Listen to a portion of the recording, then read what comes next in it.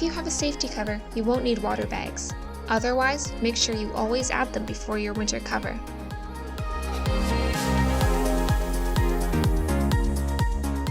Check your cover for any breakage, tears, and rips before you lay it on the perimeter of your pool.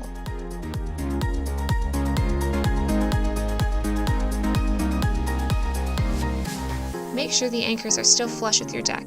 Ensure that you have enough time to install the anchors if you've never used a safety cover before. You will need to drill down into your deck to do this.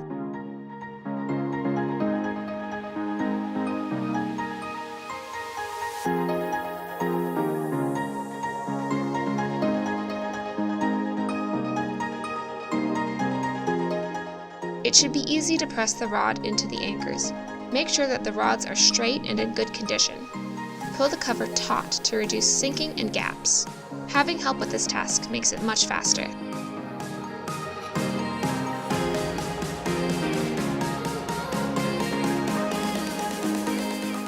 Make sure all the springs are fastened and you're ready.